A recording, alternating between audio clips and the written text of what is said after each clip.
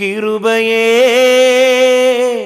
கிருபையே மாறாத நல்ல கிருபையே, உங்க கிருபைதான் என்னை தாங்குகின்றது, உங்க கிருபைதான் என்னை நடத்துகின்றது, உங்க கிருபைதான் என்னை தாங்குகின்றது, உங்க கிருபைதான் என்னை நடத்துகின்றது. கிருபை நேரம் நேயர்களே, உங்கள் யாவரையும் நாங்கள் அன்போடு வாழ்த்தி இந்த நிகழ்ச்சிக்கு வரவேற்கிறோம். தொடர்ந்து இந்த நிகழ்ச்சியை இதே நாளில் இதே நேரத்தில் ஒவ்வொரு வாரமும் பாருங்கள். நீங்கள் மாத்திரமல்ல, உங்களுடைய நண்பர்கள், உறவினர்கள், குடும்பத்து மக்களும் சிறப்பாக அமர்ந்து இந்த செய்தியை கேளுங்கள். ஜெபத்தை பற்றியதான ஒரு தொடர் செய்தியை நாம் தியானிக்கிறோம். நிச்சயமாக இந்த செய்தியின் மூலமாக, இதை பயிற்சி செய்வதன் மூலமாக உங்கள் குடும்பத்திற்கு ஒரு பெரிய ஆசீர்வாதம் காத்திருக்கிறது. இந்த நாளிலும் சாதாரணமாக ஜெபிப்பதை விட விசுவாசத்தோடு ஜெபிப்பது மிகப்பெரிய மாறுதல்களை நம்முடைய வாழ்வில் கொண்டு வரும் என்று நாம் பார்க்க இருக்கிறோம். ஆம் பிரியமானவர்களே, நிச்சயமாக வேத புஸ்தகத்தில் விசுவாசத்தோடு ஜெபித்த அநேக வேதாகம புருஷர்கள், அநேக வேதாகம ஸ்திரீகள் மிகப்பெரிய காரியங்களை பெற்றுக்கொண்டிருக்கிறார்கள். அந்த வரிசையில் நாம் நிற்க வேண்டும் என்றால் விசுவாசத்துடன் கூடிய வார்த்தைகளினாலே விசுவாசத்தோடு கூட நம்முடைய ஜெபம் இருக்க வேண்டும். இதை பற்றிய ஒரு செய்தியை இந்த நாளில் நாம் கேட்க இருக்கிறோம். செய்தியை கவனமாக நீங்கள் கேளுங்கள். இது நிச்சயமாக உங்களுக்கு பயன் கொடுக்கும். ஏனென்றால் இறுதியில் நாங்கள் ஒரு கேள்வியும் கேட்க இருக்கிறோம். இந்த நாளில் நம்முடைய செய்தியாளர் கிருபையுள்ள வார்த்தை பத்திரிகையின் ஆசிரியரும் மதுரை பெட்ராஸ் வேதாம கல்லூரியின் முதல்வருமான பிலமோன் ராஜா அவர்கள். பிரியமானவர்களே, இந்த ஜெபம் என்ற தொடர்ச்சிக்கு உங்களை வாழ்த்தி வரவேற்பதிலே நான் மகிழ்ச்சி அடைகின்றேன். ஜெபம் சுவாசம், ஜெபம் நம் வாழ்வு, ஜெபம் நம்மை மாற்றும், ஜெபம் தேவனுக்கு பிரியமானது. அப்படி இருக்கின்ற பட்சத்தில் ஜெபத்திற்கும் விசுவாசத்திற்கும் ஒரு நெருங்கிய தொடர்பு இருக்கிறது. இதை நாம் மறந்து போய்விடக்கூடாது. ஜெபமானது விசுவாசத்தை சரியான வகையில் புரிந்து கொள்ளுதலை கேட்கிறது. ஜெபமானது நம்முடைய விசுவாசத்தை சரியான வகையில் புரிந்து கொள்ளுதலை கேட்கின்றது. பாவம், இழந்து போன தன்மை, ஆக்கினைக்கு உட்படுதல், தேவ கோபம், நரகம், இதெல்லாம் பிரபலமற்றவைகளாக உள்ளது, எல்லாருக்கும் தெரியும். ஆனால் யாக்கோபு 2:17 கவனிச்சிங்கன்னா, விசுவாசம் அப்படின்னு வர்றப்ப தான் அது ஒன்று உயிருள்ளது இல்லது செத்தது அப்படின்னு சொல்லப்படுகிறது. அப்போ விசுவாசம் எவ்வளோ முக்கியமானது பார்த்தீர்களா? 17 சொல்லுகிறார், அப்படியே விசுவாசமும் கிரியைகள் இல்லாதிருந்தால் தன்னில் தானே செத்ததாயிருக்கும். எதை விசுவாசிக்கிறீங்களோ அதை ஜெபத்தில் சொல்லுங்க. எதை ஜெபத்தில் சொல்கிறோமோ அதை விசுவாசிப்பதல்ல, அது ரொம்ப சாத்தியமாக இருக்கும். ஆனால் எதை விசுவாசிக்கிறோமோ அதை நாம் ஜெபமாக செய்ய வேண்டும் என்று ஜெபம் எதிர்பார்க்கிறது. அதாவது ஒரு ட்ரெயினில் ஏறி ஒரு ஊருக்கு போகணுன்னு ரயில்வே ஸ்டேஷனுக்கு வந்திருக்கிறோம். அப்போ அங்கே டிக்கெட்டு வாங்க போகிறோம். அப்போ அந்த ஊருக்கு போவதற்கு ஒரு தொகையை சொல்லுகிறார் டிக்கெட்டு கொடுக்கிறவர், பயணச்சீட்டு கொடுக்கிறவர். அப்போ அந்த தொகையை விட நம்மகிட்ட பணம் அளவு குறைவாக இருக்கிறது. ஆனால் நமக்கு பயணச்சீட்டு வேணும், நான் போக வேண்டும். என்ன செய்யணும்? ஒன்று பணத்தை கூட கொடுக்கணும். அப்போ நம்மகிட்ட பணம் கூட இல்லைன்னா அர்த்தம் என்ன? நாம் கொடுத்த அளவுக்கு பயணம் செய்ய அவர் டிக்கெட்டு கொடுப்பார். இதை போலத்தான் நாம் எதை விசுவாசிக்கிறோமோ அதை ஜெபமாக செய்ய வேண்டும். சில நேரத்தில் ரொம்ப நம்பிக்கையோட அதிக நேரம் ஜெபம் பண்ணுவோம். அந்த ஜெபம் பண்ணி முடித்த உடனேயே நம்பிக்கை பழையபடி காணாமல் போய்விடும். அப்போ கொஞ்ச நேரத்துக்காக உயிர் வாழ்வதற்கு பெயர் அல்ல விசுவாசம், எப்பொழுதுமே உயிர் வாழ்ந்து கொண்டிருப்பதற்கு பெயர் தான் விசுவாசம். அந்த விசுவாசத்துடனே நாம் ஜெபிக்க வேண்டும். இதை மறந்து போய்விடக்கூடாது. வாழ்வதற்காக விசுவாசமா, வாழ்நாளெல்லாம் நம்முடைய வாழ்க்கையில் விசுவாசம் இருக்கிறதா? அதை தேவன் நம்மிடத்தில் எதிர்பார்க்கிறார்.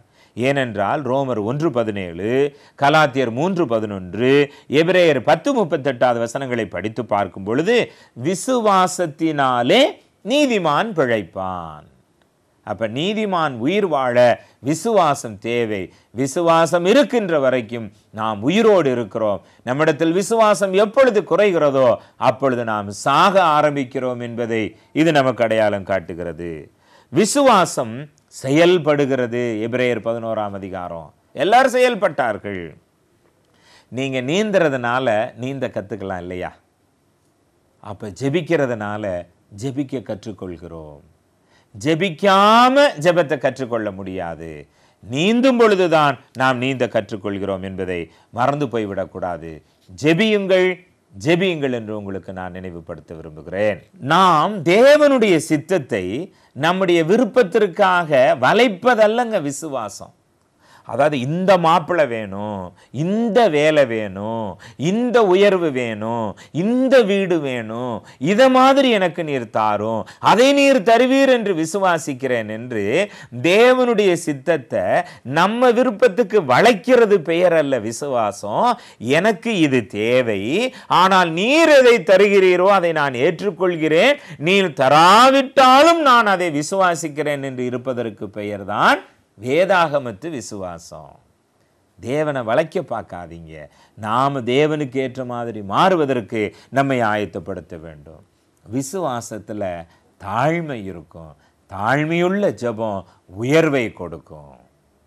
நீங்கள் என்ன கொடுத்தாலும் வாங்கிக்கிறீங்கய்யா, நீங்கள் என்ன சொன்னாலும் சரிங்க, அந்த வார்த்தையினால் நம்மை விட மேலே இருக்கிறவர்கள் நம்ம மீது சந்தோஷப்படுவதில்லையா? அப்படி என்றால் தேவனிடத்தில் இப்படி இருக்குப்பா நிலைமை, நீங்க என்ன செய்ய விரும்புறீங்களோ செய்யுங்க என்று விசுவாசத்தோட சொல்கிற மனது இருக்கிறதா, அல்லது உதட்டிலிருந்து நாம் சொல்கின்றவர்களாய் நம்முடைய ஜெபத்திலே சொல்லிக் கொண்டிருக்கிறோமா?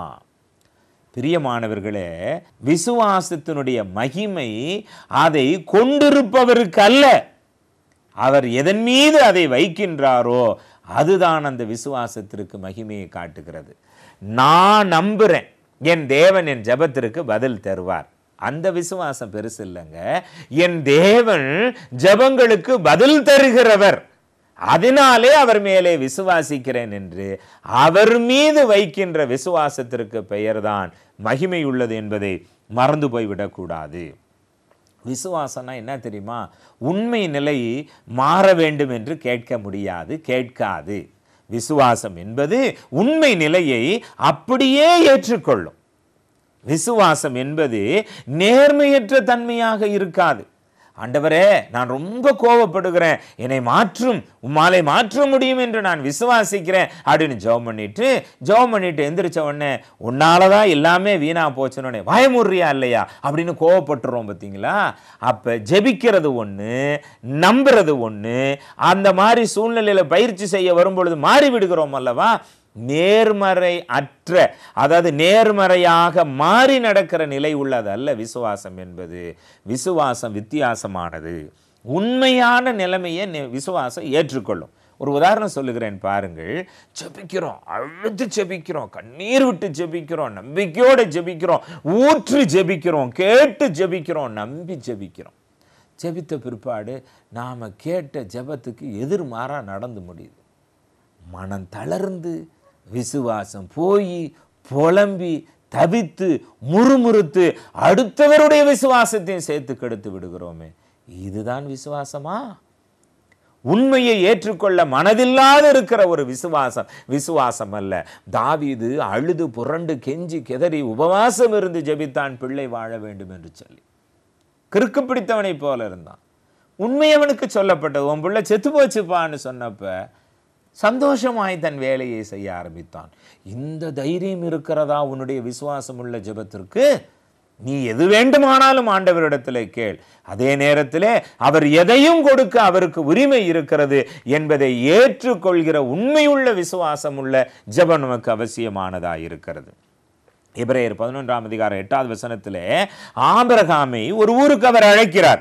விசுவாசத்தினாலே ஆபிரகாம் தான் சுதந்திரமாய் பெறப்போகிற இடத்திற்கு போகும்படி அழைக்கப்பட்ட போது கீழ்ப்படிந்து தான் போகும் இடம் இன்னதென்று அறியாமல் புறப்பட்டு போனான்.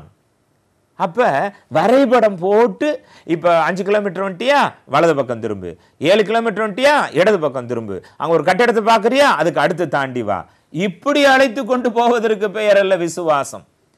நாம் தரிசித்து நடவாமல் விசுவாசித்து நடக்கின்றோம். ஆனபடியினாலே அவர் சொல்ல நாம் நடக்கிறவர்களாய் இருக்க வேண்டும். அப்படித்தான் ஆபிரகாம் விசுவாசத்தின் தகப்பனாக மாறினான். புலம்பல் 3:23 அவைகள் காலைதோறும் புதிதாய் இருக்கிறது, உமது உண்மை பெரிதாய் இருக்கிறது. தேவனுடைய உண்மையின் மேல நம்பிக்கை வைக்கிறதுக்கு பேர் தாங்க விசுவாசம். நம்முடைய தேவைகளை தேவன் சந்திப்பார் என்று நம்புவதற்கு பெயர் அல்ல விசுவாசம். விசுவாசம் என்பது தாழ்மையா இருக்கும். விசுவாசம் என்பது சார்ந்திருக்கும். விசுவாசம் என்பது துறந்து விடுகிறதா இருக்கும். விசுவாசம் என்பது கீழ்ப்படிதலாக இருக்கிறது. விசுவாசம் தாங்க வாழ்க்கை. இன்னும் நம்புறேயா, இன்னும் நம்புறேயா. யோபு சொன்னான் தெரியுமா, அவர் என்னை கொன்று போட்டாலும் நான் அவரை நம்புவேன். என்னத்தை அவரை நம்பி சாகர நிலைமைக்கு வந்துட்டேன். அந்த விசுவாசிக்கும் நமக்கு உள்ள வித்தியாசத்தை பார்த்தீங்களா? வாழ்க்கையில் கடவுளை தேட தேட சோதனை வருதியா, இது அவிசுவாச குரல். கடவுளை தேடுகிறவனுக்கு சோதனை உண்டு, அது விசுவாச குரலாய் இருக்கிறது. இதைத்தான் வேதம் அடையாளம் காட்டுகிறது.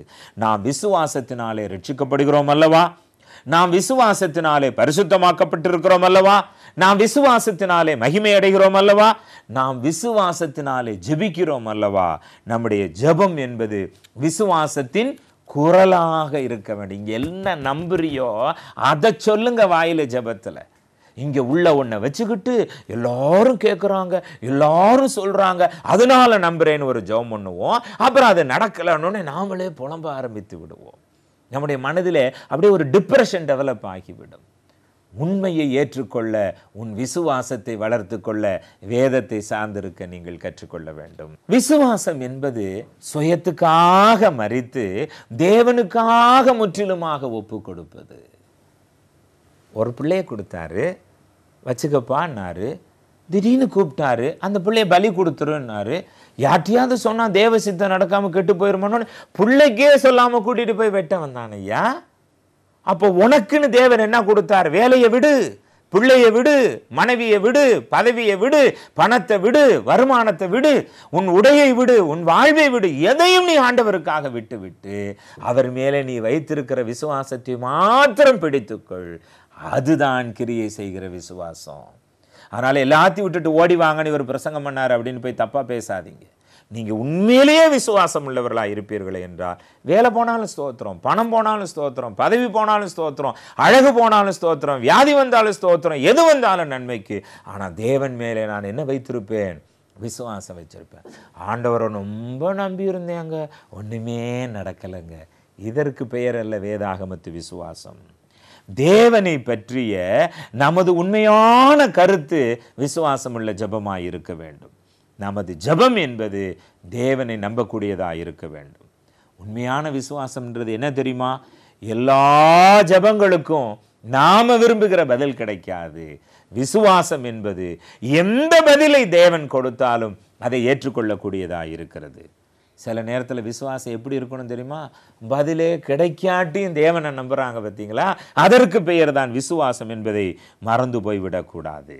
யோபு 13:15 யோபு சொல்லுகிறார், அவர் என்னை கொன்று போட்டாலும் அவர் மேல் நம்பிக்கையாயிருப்பேன், ஆனாலும் என் வழிகளை அவருக்கு முன்பாக ரூபகாரம் பண்ணுவேன் என்று அவர் சொன்னார்.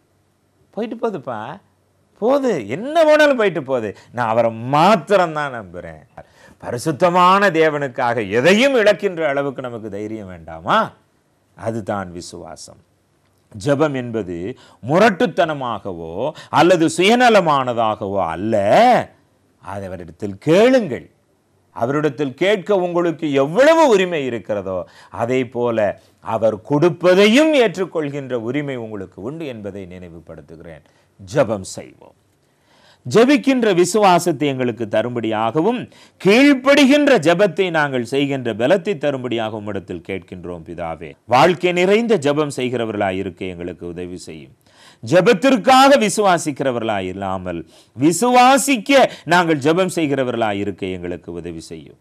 எங்கள் விருப்பம் எதுவோ அதற்காக ஜெபிக்க அல்ல, நீர் எதை கொடுக்கிறீரோ அதை விசுவாசித்து ஏற்றுக்கொள்வதற்காக நாங்கள் ஜெபிக்க எங்களுக்கு உதவி செய்யும். இயேசு கிறிஸ்துவின் நாமத்தில் ஜெபிக்கின்றோம் பிதாவே, ஆமென். என்ன நேயர்களே, செய்தி உங்களுக்கு பிரயோஜனமாக இருந்திருக்கும் என்று நம்புகிறோம். தொடர்ந்து இந்த நிகழ்ச்சியை ஒவ்வொரு வாரமும் இதே நாளில் இதே நேரத்தில் பாருங்கள். எங்களிடத்தில் நீங்கள் இலவசமான அஞ்சல் வழி திருமுறை பாடங்களையும் இலவசமான மாத இதழையும் எழுதி கேட்டு பெற்றுக்கொள்ளுங்கள். உங்கள் ஒவ்வொருவருக்காகவும் நாங்கள் ஜெபிக்க விரும்புகிறோம். உங்களுடைய கருத்துக்கள் ஆனாலும் சரி, உங்களுடைய ஜெப விண்ணப்பங்களானாலும் சரி, எங்களுக்கு மறக்காமல் எழுதி அனுப்புங்கள். இந்த நாளில் நீங்கள் கேட்ட செய்தியிலிருந்து ஒரு கேள்வி. யாக்கோபு 2ஆம் அதிகாரம் 17ஆம் வசனத்தின்படி கிரியை இல்லாத விசுவாசம் எப்படிப்பட்டதா இருக்கிறது? கேள்வியை மீண்டுமாக சொல்லுகிறோம். யாக்கோபு 2ஆம் அதிகாரம் 17ஆம் வசனத்தின்படி கிரியை இல்லாத விசுவாசம் எப்படிப்பட்டதா இருக்கிறது? இந்த கேள்விக்கான பதில உடனே எங்களுக்கு நீங்கள் தொலைபேசியில் தெரியப்படுத்தலாம், தபாலில் கூட எழுதி அனுப்பலாம். தேவன் நிச்சயமாக உங்கள் ஒவ்வொருவரையும், ஜெபிக்கின்ற வீரர்களாகிய உங்கள் ஒவ்வொருவரையும் ஆசீர்வதித்து வழி நடத்துவாராக. அன்பர்களே, மதுரையில் புதன்கிழமை தோறும் மாலை 6:30 மணி அளவில் சிறப்பு வேத பாட ஆராய்ச்சி யூசி பள்ளி வளாகத்தில் வைத்து நடைபெறும். வேதாகம கல்லூரியில் படிக்க இயலாதவர்களுக்கு இலவச அஞ்சல் வழி வேத பாடங்கள் எங்களிடம் உண்டு. மேலும் கிருபையுள்ள வார்த்தை இலவச மாத இதழ் தமிழ் மொழியில் எங்களிடம் உண்டு. உடனே தொடர்பு கொள்ளுங்கள். தெளிவான விலாசத்தை எழுதி அனுப்புங்கள். தொடர்பு கொள்ள வேண்டிய முகவரி: கிருபையுள்ள வார்த்தை, தபால் பெட்டி எண் 15, அரசரடி, மதுரை 625016. கிறிஸ்துவின் சபையார் உங்களை வாழ்த்துகிறார்.